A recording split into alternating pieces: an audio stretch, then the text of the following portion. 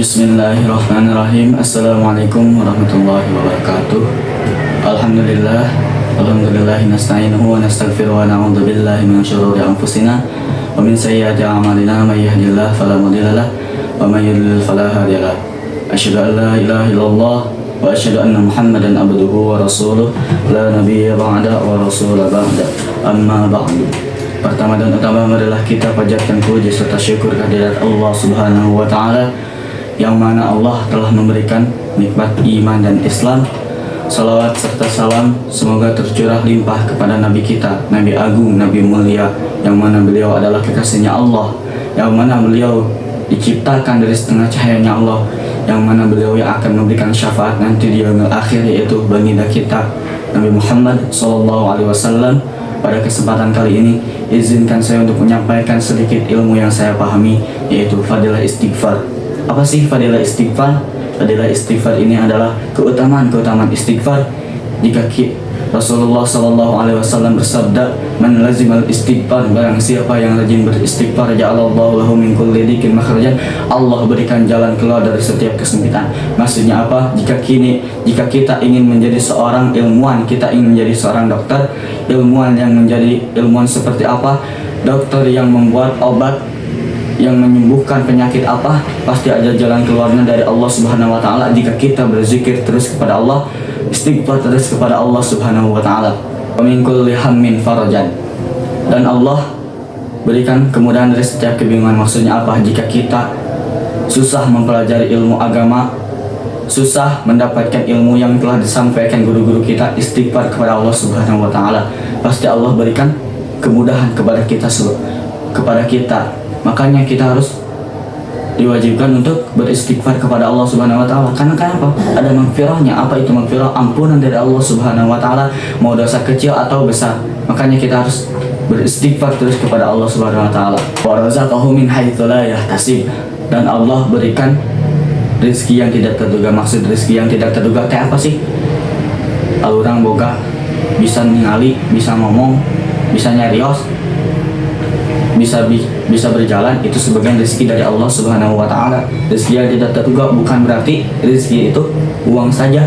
Makanya kita harus beristighfar kepada Allah. Cara mensyukurinya dengan apa? Kita punya lisan, pakai lisan kita untuk beristighfar kepada Allah, zikir kepada Allah, bukan menggibahkan orang lain. Tong gibah wae dosa di bulan Ramadan teh pamali. Selain kita mensyukuri nikmat Allah dengan cara beristighfar, kita bisa dengan cara salat fardu 5 waktu. Kenapa sih harus salat 5 waktu? Karena barang siapa yang meninggalkan salat fardu dengan sengaja, maka ia terlepas dari syafaat Nabi Muhammad. Nauzubillahi min dzalik. Hadis riwayat Imam Ahmad bin Hanbal. Makanya kita harus selalu salat fardu. Jika adzan telah tiba, kita datang ke masjid, bukan hanya hari-hari, tong hari-hari wae salat, ieu salat, kudu salat, daek salat. Pira ge atuh salat mengan sabaraha menit? 5 menit ge eueuh merenang. Salat itu aya pengen HP. Kalau ada halangan kerja, kita boleh izin. Kalau tidak boleh oleh bosnya, bisa kita dijama salatnya. Nah itu, jangan sesekali kita meninggalkan salat fardu 5 waktu. Tidak boleh. Selain fadilah istighfar, yang lainnya ada bisa mempercepat keinginan kita. Apa kita ingin sesuatu oleh Allah pasti dijabah, tapi kita harus istiqomah.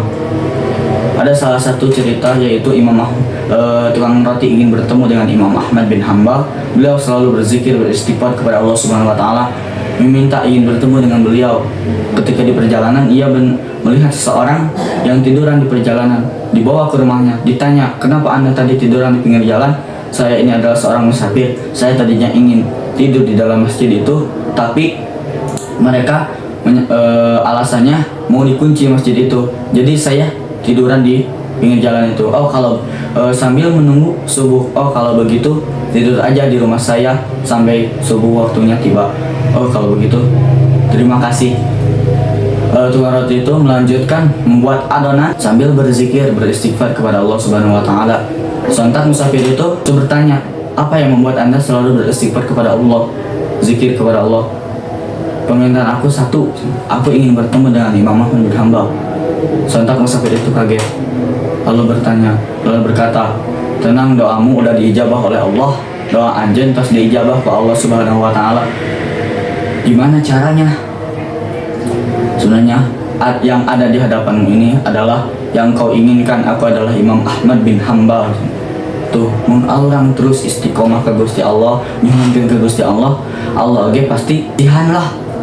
Tapi kudu istiqomah, terus istiqomah minimal atau 33 kali sehari.